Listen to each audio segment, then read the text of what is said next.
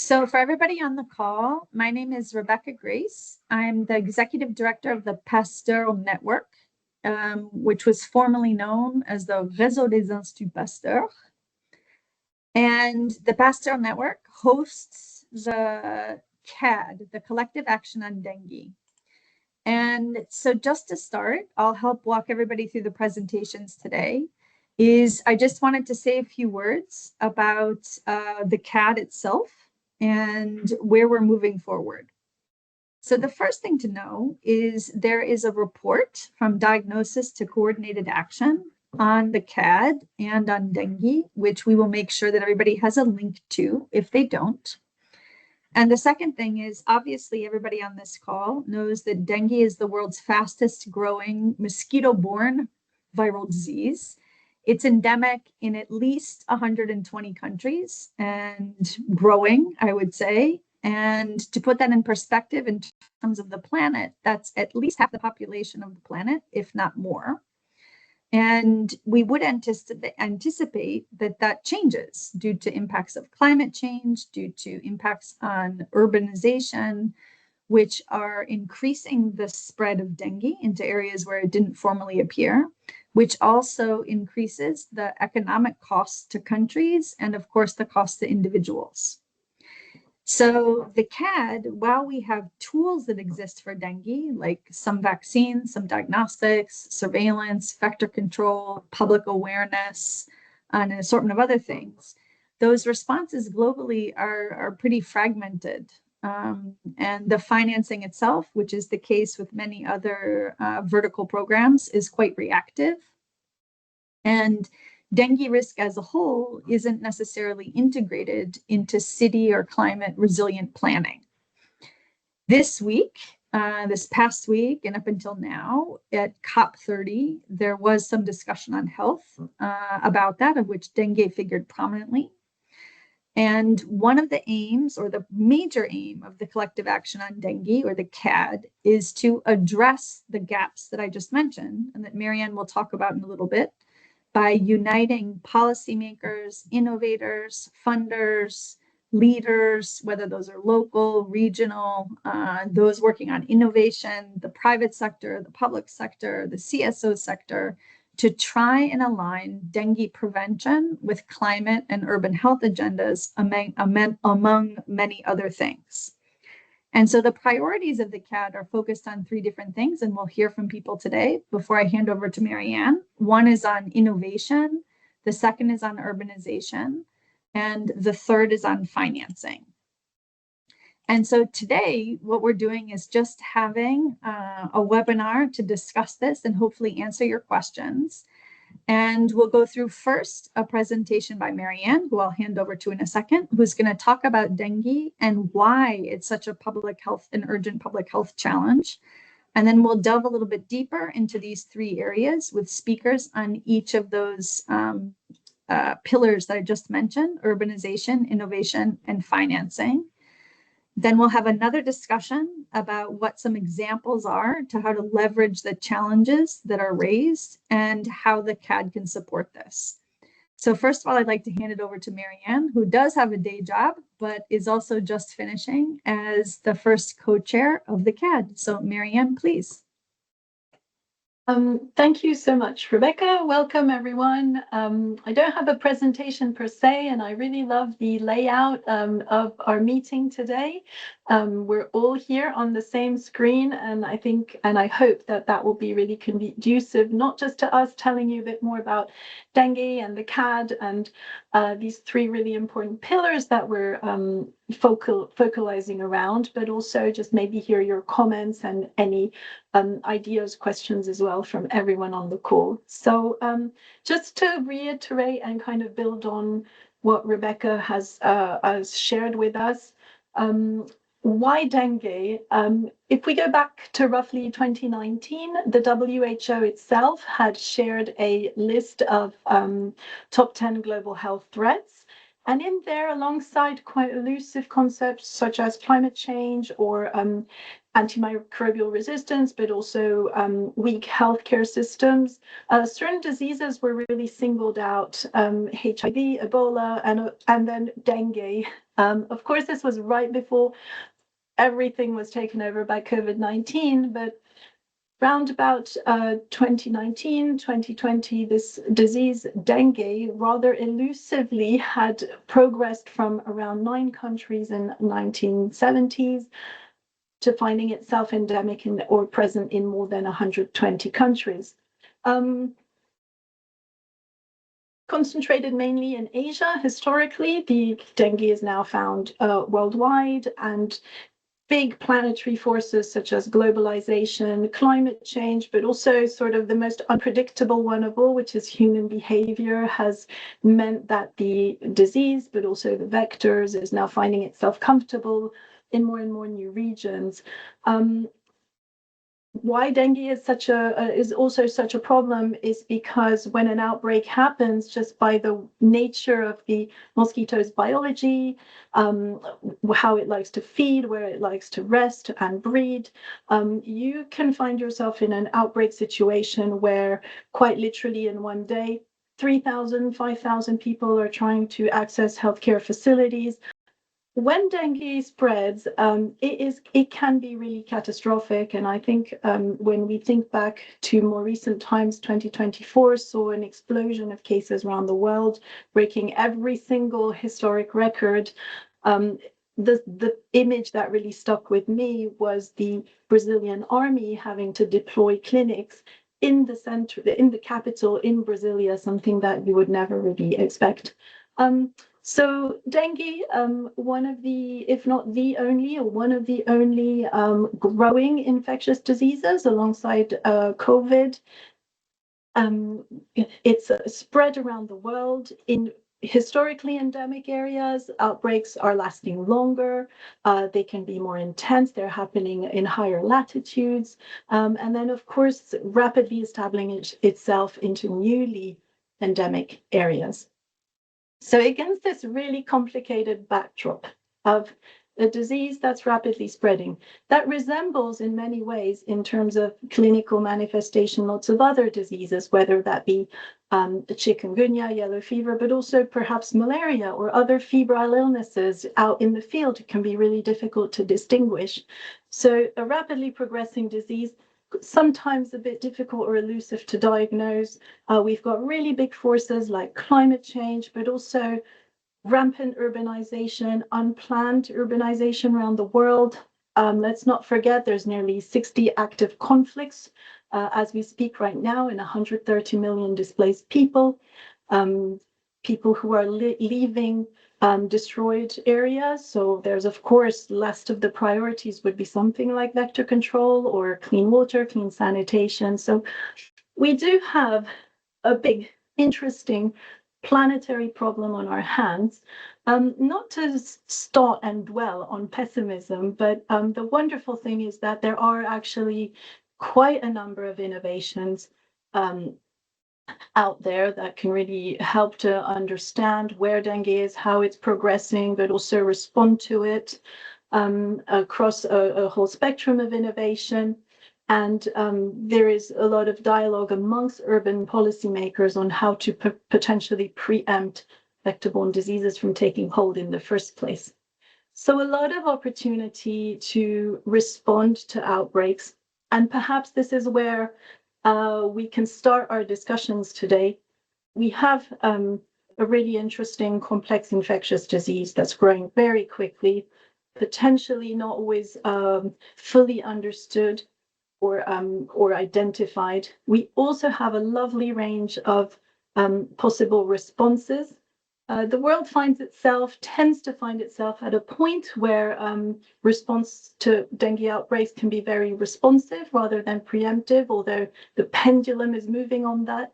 And so really today and more broadly at the CAD, the work is really coming together to build a platform, a forum where all of these different responses and strategies can come together, where others interested in thinking about and advocating for dengue in climate or urban health agendas all of those people can also come and join the global voice around dengue, but also all importantly, to really start to think about where can we share some common goods, some useful tools that will drive better awareness of dengue, drive investment into this area, and lead to really fruitful and meaningful collaborations, dialogue, and ultimately results on the ground. So this will be the starting point for today. The CAD has been looking at this, but also really listening to lots of organizations over the last year. It's been a pleasure for myself and my co-chair, Professor Eng Yong Oi from the Duke NUS University in Singapore, to lead this listening exercise. And we hope that we've brought this all together as clearly as possible in the report that Rebecca mentioned and that we hope to share with you later on today. So I'll pause there. And just to say that on a practical level, the CAD is operationalized around 3 working groups on urbanization, on innovation and financing around dengue. And it's my pleasure to hand over now to those very active, either leading or working tirelessly in those groups to tell us a little bit more about the detail of those pillars. Thank you. So I think just to facilitate moving forward, we'll start with Carlos. Were you able to join, I hope?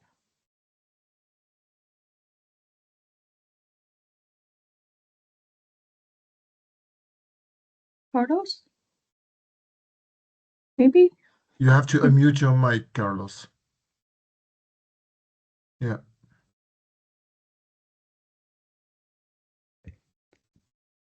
Can you hear me Yes. now?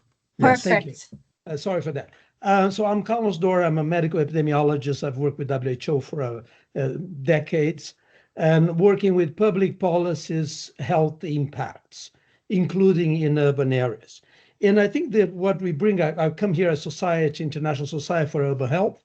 What we are participating in this and where we see the opportunities is that 60% of the urban areas that will exist in 2050 have not been built yet. So there's a massive opportunity for building these urban areas in ways that prevent some of the frequent diseases, but also that address climate risks. So dengue fits squarely there. And to use that opportunity, I think one of the challenges perhaps, or something that we haven't done yet, is connect the urban policies that have the potential for prevention, such as waste management, drainage, parks, and recreational areas, which often don't think of the collected, of the possibilities for reproduction of mosquitoes and contamination, and start connecting that with the health policies, which are more focused on the surveillance, the early warning, the treatment, and the disease prevention. So I think that making the links there, I think really offers some of the best options for efficient investments in urban areas. All of these sectors like transportation, pedestrian areas, they have their own lines of finance. And if they don't consider the health side effects, the potential externalities on health, they would be causing risk. And in fact, this could be made much more efficient. So having tools and providing access to cities on those connections and ways of working towards those solutions are very important.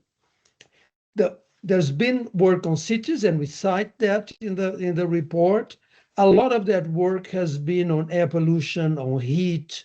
So those connections are seen, but not so much on the infectious diseases, partly because things like dengue happen episodically. So they are not, you have outbreaks. So it's, the air pollution stuff is always there.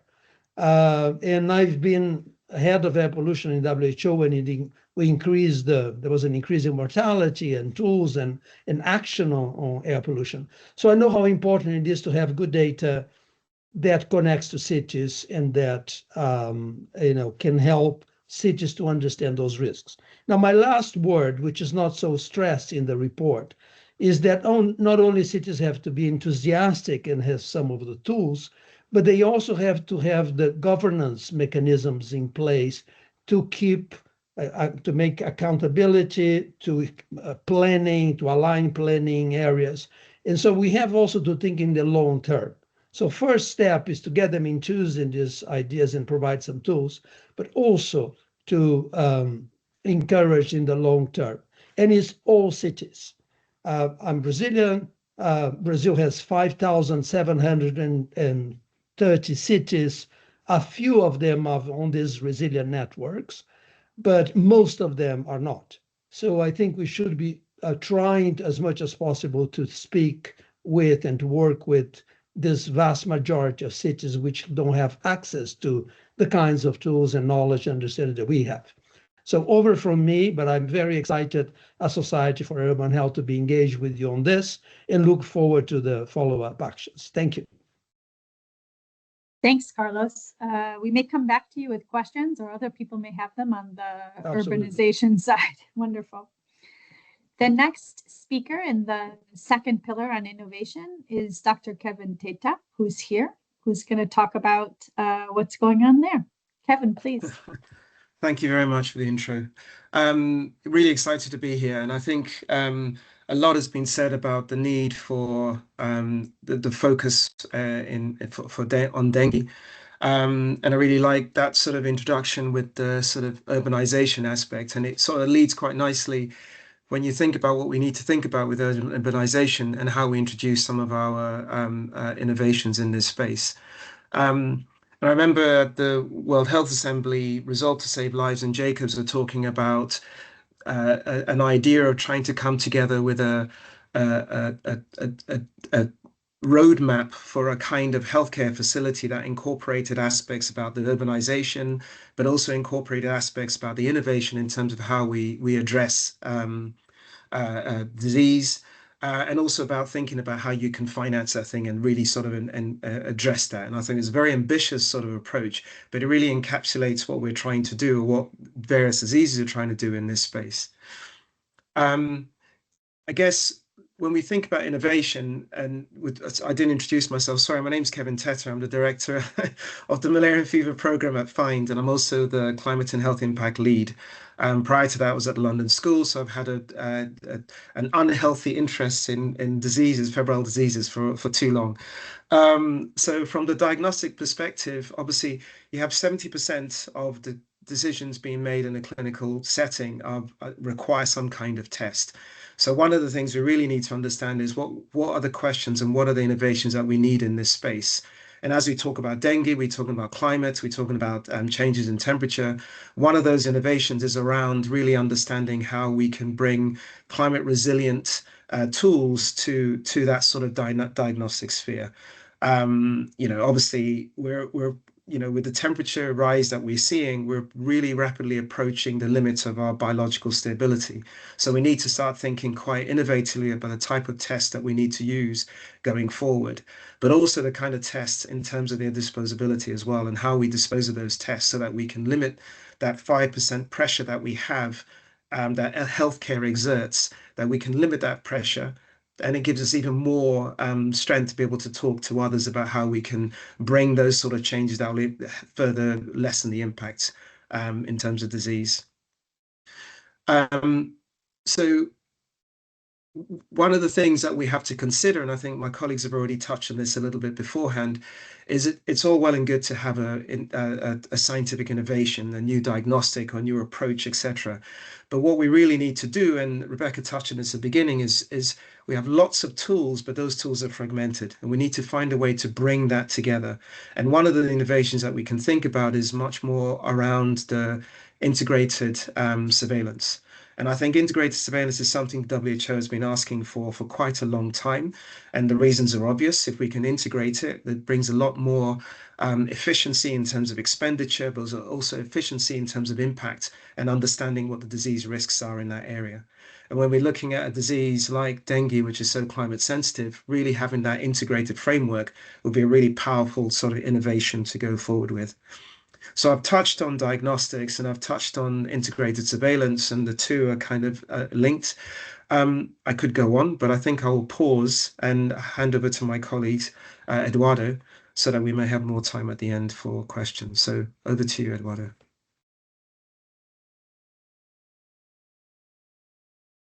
Thank you very Eduardo? much. Yeah, please Yeah. go ahead. Thank you very much, and thank you, Kevin, for the nice points. And my name is Eduardo Quevedo. I work for the World Mosquito Program. I'm the Director of Government Relations and Advocacy for the whole region of Latin America. We have three main areas where we intervene. It's Oceania, Asia, and here in Latin America.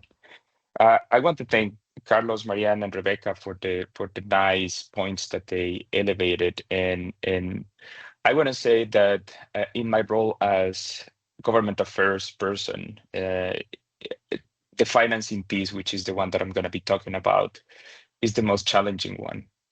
I think that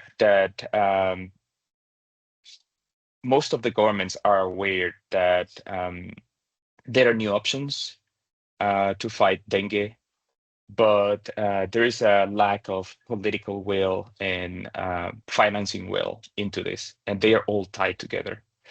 And we know that dengue, due to the climate change, rapid, unplanned urbanization, global mobility, is no longer a seasonal concern. It's no longer restricted to the tropical area. It's now expanding to other areas where it has not been seen before. So it's becoming some sort of catastrophic without sounding alarmist in this case.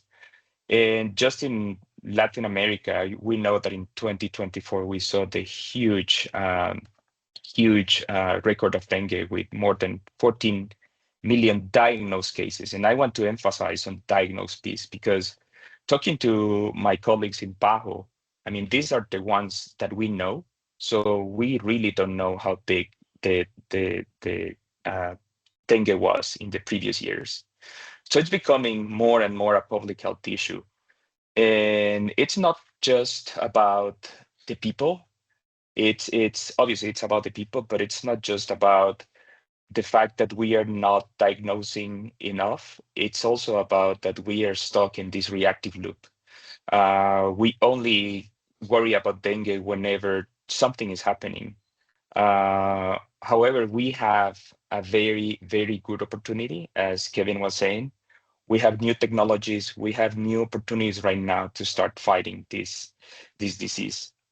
And we have technologies that have been proven, that are now proven to be effective, that are now proven to be cost effective, and that can be sustained over time. And that is where the financing paradox exists right now. It's like the burden of dengue is staggering. Studies suggest that the global cost of dengue can be on billions of dollars. And despite this crippling expense, we are not really investing into this. Everything is inadequate. As I was saying, everything is highly unpredictable and completely reactive. So we have this sporadic emergency that does not allow for countries to sustain the intervention. The difference is that now, as I was saying, we have technologies that can actually be creating an impact in the disease. First of all, I think that the insufficient surveillance does not create enough awareness, and that's a very, very entry point for this disease. The more we know about dengue, the more we can invest on it. Then is the trained capacity. We know that there is a shortage of trained vector control staff. The diagnostic kits. I mean, there is a very limited capacity within the government, and there is the opportunity to build on what we did in the past, just a few years ago. There is a lot of PCR machines sitting there that can be used to diagnose dengue, but the countries don't have the capacities to buy the reagents. So there is a lot to be done, a lot of points to be connected in this space. And there is a good opportunity given that there is a lot of sectors involved in this initiative. And then it's the fact that communities have learned to live with this disease, even though not a lot of them suffer from the lethality of the disease. A lot of them get the burden of dengue. They have to get absence from their jobs. Mothers have to take care of their children, especially on the mother and child is where they are most affected, especially in the regions where the disease affects.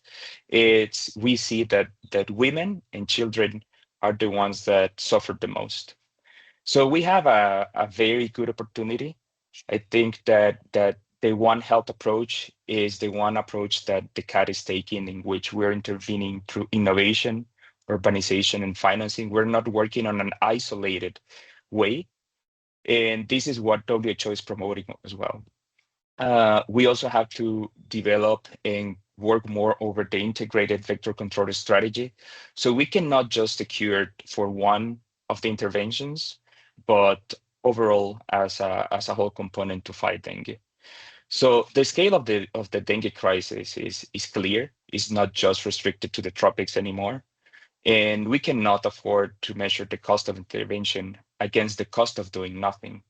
Because the cost of doing nothing is escalating rapidly. And even though the lethality is low, we don't really know if this low is the true because we're not diagnosing enough. So we must commit now that we have technologies that have proven to be effective, cost effective, and lasting. I'm going to stop there and let my colleagues keep talking about this. Over. So yeah, perhaps before we switch back to Marianne. Kevin, Carlos, and Eduardo have brought up a lot of challenges as well as a lot of barriers. Just quickly, maybe among the three of you, if you can give an example of what you think would be an innovative partnership or something that has worked well that maybe we could think about moving forward on. Is there anything positive?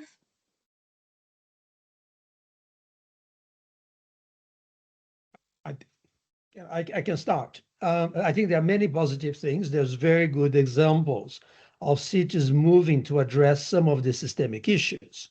They haven't focused yet on dengue, but there are cities working now on, in the example that is taken in the report is resilient cities, 29 cities that decided to work on heat, on air pollution, and other systemic risks in urban planning, which I think is one good example. I mean, C40 has done work on air pollution, which has links to health and infrastructure that, can, in those cities, can reduce risk and improve, not only document the risks, but also look at interventions that reduce the risk and look at effectiveness and cost effectiveness. So I think there are many examples which are good.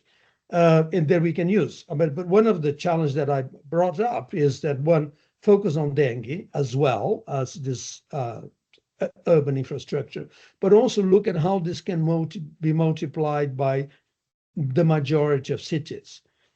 Because, that's one thing that normally doesn't get covered in the good practice examples. But that's my personal comment that I'm adding here. Over. I guess I could go next.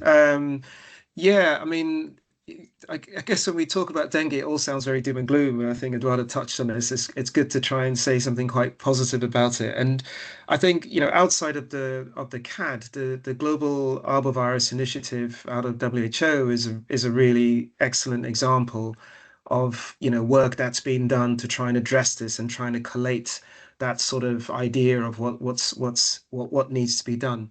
And I think, looking at CAD, and not to blow our own trumpet, but we have, something around 40 different partners, very diverse partners under this umbrella.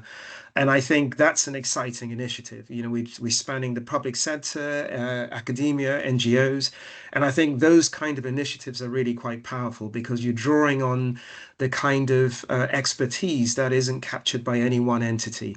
So I think having, I know I'm flying our own flag, but I think that is a really powerful, and that was really quite the excitement behind this and why so many organizations are behind us. But something outside of FIND, I would say was the global virus, outside of the CAD will be the Global Virus Initiative. But then I think also WHO's call for integrated surveillance is they've been calling for that for a long time. And it's a very powerful initiative because it answers dengue, but it also allows us to have that early warning system that allows us to prepare for what comes next or what the changes in the climate sort of landscape might be. So those are a few things I would say were quite exciting initiatives. So I'll hand over to Eduardo. Thank you. I'm going to speak about one example that I have witnessed in person, and this is something that is not just because it's implemented by my organization, but because I have been able to have this project. I live in El Salvador in Central America, and WMP did a deployment last year here in El Salvador. So just to briefly talk about what we do is, you know, that we release enough mosquitoes with Wolbachia into the environment, so they get established in the environment, and these mosquitoes concern protection because they stop being the vector to transmit the disease. But that's just a part of it. Initially, and even before we start releasing the mosquitoes, we do something called community engagement, a communication strategy. And the pillar of this work is called the public acceptance model. So what we do, and this is what's very interesting to me, is that instead of attacking and having a conversation with the public health leaders, which we do, by the way, we work mostly at the community level. We spend around 6 to 8 months working with the community to socialize what we're going to be doing. But what's interesting about this model is that we build from the bottom, and we engage not just through a public health sector perspective, but we also engage with education, social leaders, social community, the local government. And it's from there where we start creating a strategy to actually bring an innovation into the community. So the more and more that community knows, they start asking for more to the public health leaders. And what I want to say specifically about this is that even after we finish our work, the whole concept and the structure of the public acceptance model, now it's being used to request for other changes to the local government and to the central government. So this is a part of the positive and as part of the innovations that are coming as part of the dengue strategy. Over. Okay, great, Eduardo. Maybe Marianne, if you want to take over from here to discuss a little bit on the CAD, and then also we'll open it up for questions. So Marianne, if you want to moderate the questions, I'll let Hisham handle the microphones. Okay, sure thing. Before we move on to the questions, just building on what Carlos, Kevin, Eduardo, you said, I think that's one of the two things that the CAD really tries to do, kind of these two ways of strengthening the dengue ecosystem. And on the one hand, it's to really offer this platform, so CAD acting as a convener or a global connector. And we've seen a lot of we've been very pessimistic, but actually I've seen a lot of enjoyment and joy around the CAD, and some really lively, interesting conversations and exchanges among very, very different organizations, whether that be those really working in dengue innovation, but also humanitarian aid, or all the way to diagnostics and funders. And that's been quite unique. So as a platform, it's been actually a very enjoyable, constructive, and important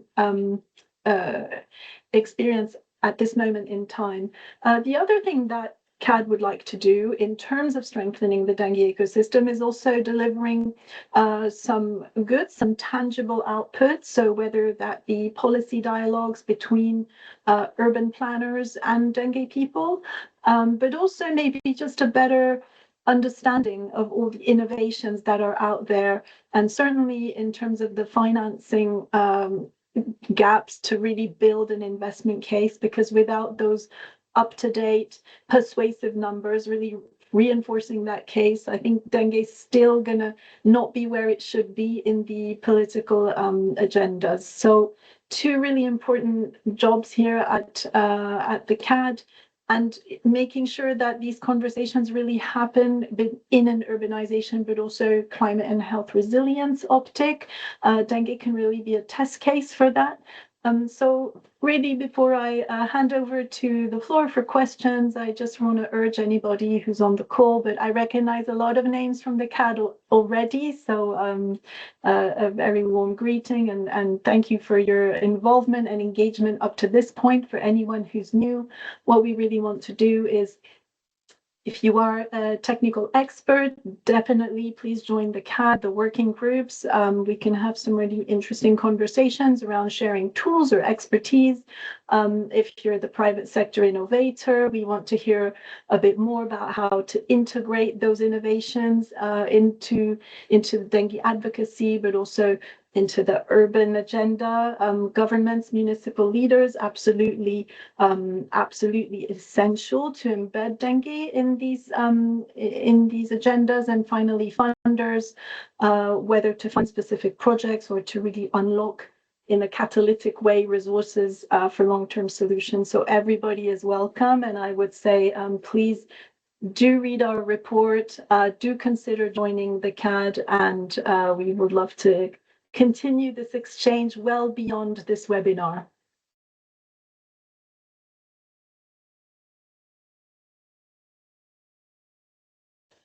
So I think we want to open it up with questions about the CAD or questions about what we're doing. So Hisham, if you wouldn't mind helping with that with the microphones, that would Yes. be great. Just waiting for people to raise his hand. Or not. Or not. Questions, or even just if anyone wants to share sort of how or where they're working in dengue or any other arboviruses. You will see that the CAD is a very collegial network. So, oh, brilliant, Noel Tordo.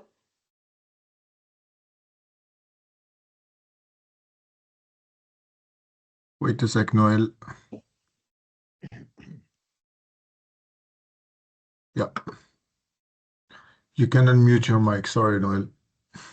Go ahead. Can you hear me? Yeah. Yeah. Okay. So indeed, Hisham is used for me asking questions Yes. in webinars. So indeed, I'm working. I'm the head of the Pasteur Institute, building a Pasteur Institute in Guinea. So in a place where there is dengue all around, but there is no dengue in Guinea because there is no diagnosis in Guinea. But you have dengue in Senegal, you have dengue everywhere. But of course, there is dengue in Guinea, but the diagnosis is very poor. And indeed, I'm a specialist of rabies since a long time. And maybe you heard about the World Rabies Day, which is organized every year on the 28th of September. And this is linked to four scientists. I was one of the four. 15 years ago, we were really bored to start our talks saying there is 60,000 people dying on rabies.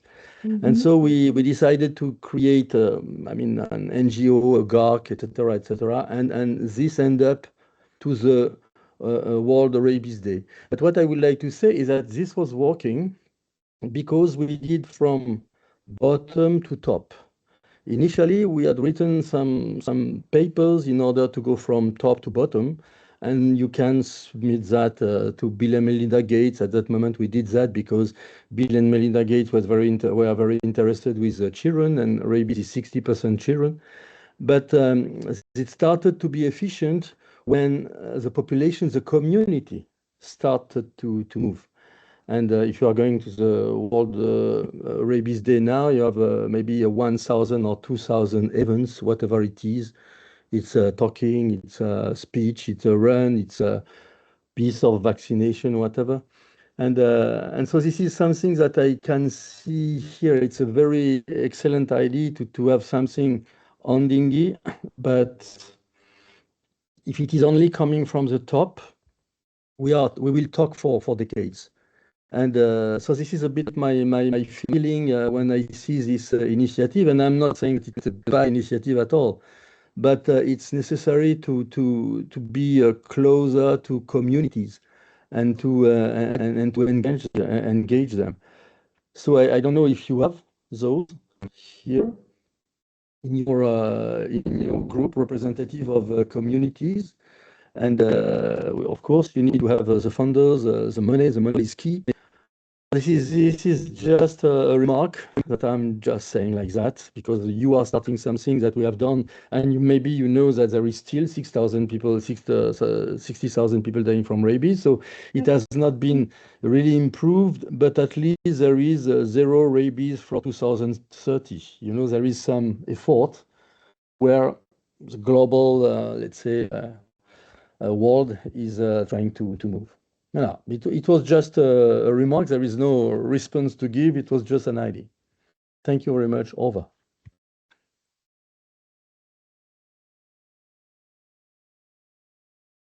I would really like to thank Noel for that comment on a number of levels. First of all, my day job is director at the International Society for Neglected Tropical Diseases. So just as a complete aside, we are big fans of World Rabies Day. We always have a really exciting event, and it's actually a huge pleasure to meet you, Noel. So definitely been following the work around that. But also, to your point,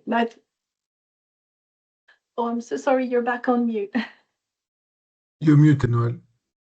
Yes, no, it was not for talking. It was just you are talking to someone, so I'm just showing my head. Got it. So in kind of mimicking World Rabies Day, there is a World Dengue Day. It's a baby compared to World Rabies Day, but last year I think there was some really interesting kind of signs of going mainstream. Someone had a T-shirt sale for World Dengue Day, and also a steel company just kind of posted about it. So I think this notion is of dengue, it's happening. The mysteriously empty map of Africa for dengue is starting to fill up as well as lots of other places around the world. But I think, and someone like Eduardo and also Carlos can speak, and Kevin can speak a lot better to that, but we do have a lot of organizations, including, for example, IFRC, a Well Mosquito program, are constantly talking to people and having the end user in mind. So you're right. I think it's already a bit in CAT, but we should probably make that much more explicit. I think it would be a good idea to have a focus discussion, if not one of the main three lines, perhaps some cross-cutting group that is organized around community bottom-up. Eduardo was making that point. We certainly see that point from the city's point of view, that unless you have some locals involved, it gets difficult to move any strategies. So I think it's a very good suggestion. Very well. My follow-up would be suggest that we create perhaps a working group on that, with that focus. I wanna just, I think that a lot of us here have been working in public health for a while, and I have seen and been part of the PEPFAR initiative in the past.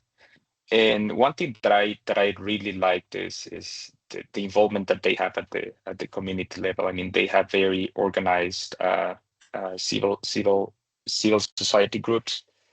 But the issue, and then we go back to what I was presenting, is the financing again. I mean, these groups cannot survive if there is no opportunity for them to actually be organized, sustain themselves.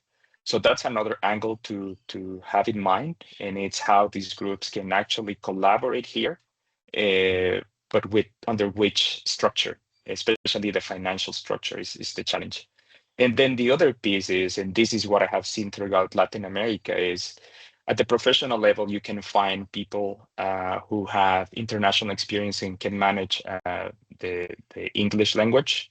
For now, I think that all of us here can communicate well, but the moment you start going low, it becomes a challenge. So it will be, the next question would be how to incorporate them into something like CAD when they don't have fluency in the language that we have standardized to communicate.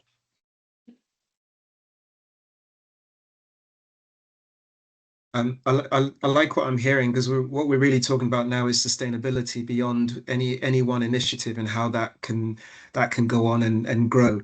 And to Noel's point, I think having that community level engagement and building up that narrative through events, or anything that gives you that high level sort of approach to keep the keep the interest out is going to be something that we would need to build in to make this much more sustainable beyond where we are now.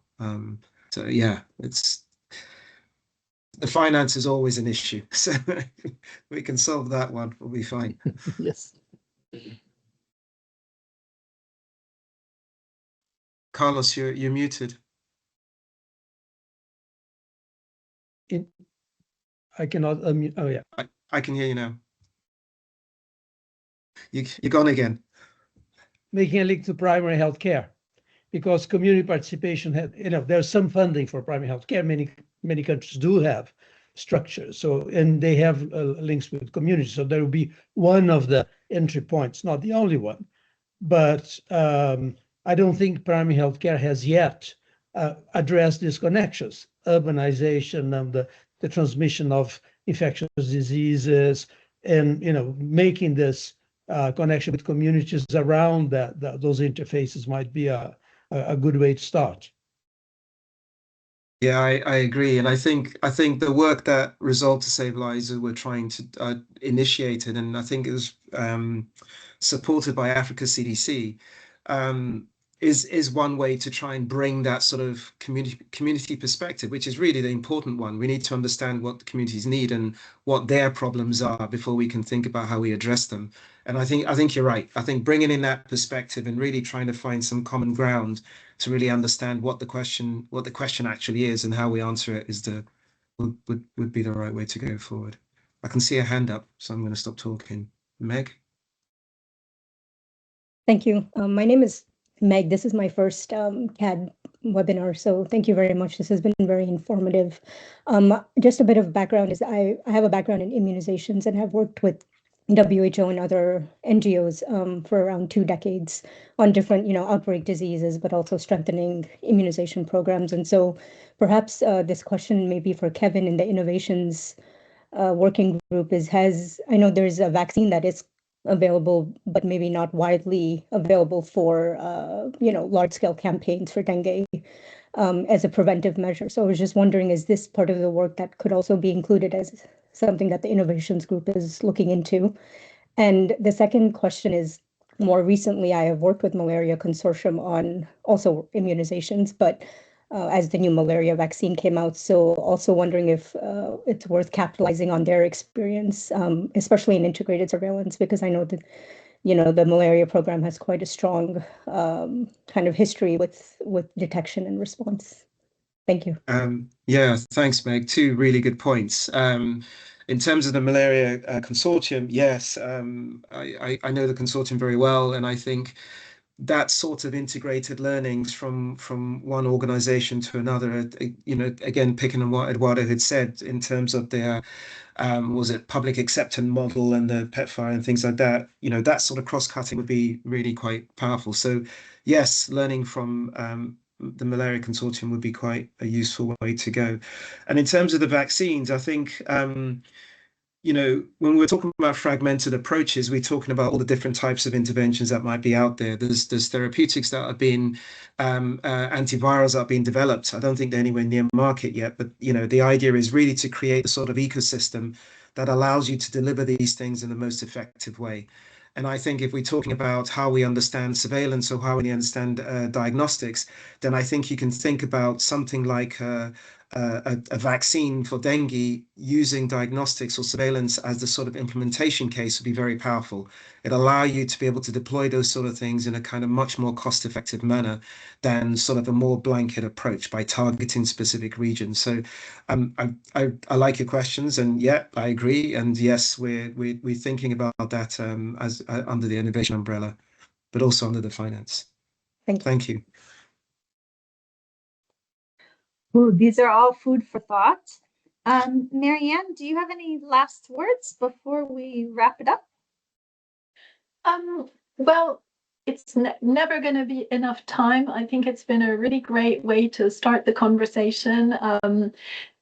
A lot of what we've done in the first year, and when I say we, that's really, as we've said a couple times already, between 40 and 50 very diverse organizations that came together over a number of time, over in a number of formats to really try and understand not just what's going on with dengue, because we are all kind of quite well aware of that, but how and what can a platform like the CAD achieve, and in what way can it be really useful to those who want to engage with it, and then also those who actually aren't thinking about dengue enough.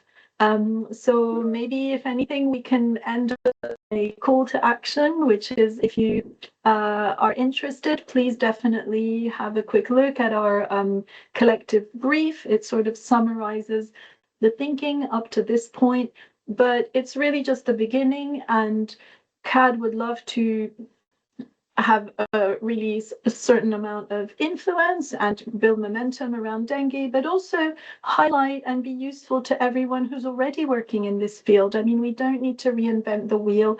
So if there are projects, if there are things you are doing in this field, in dengue, arboviruses as well, I mean, please, by all means, get in touch. It would be wonderful to echo and amplify each other's voices. And there's a lot there. So thank you for joining us today, and let's definitely keep in touch. That would be my parting words. Couldn't say it any better. For those of you on the call, in the chat is a link to the website. And of course, if any of you have any questions about the CAD or joining the CAD, I'll make sure to put an email in the link, and we'll keep going. And you're all welcome back. Thank you very much. Thank you. Some lovely comments in the chat. Thank you, Marlucy, Gabrielle. Thank Yes. you, Vic. Thank you. Yeah. Take care.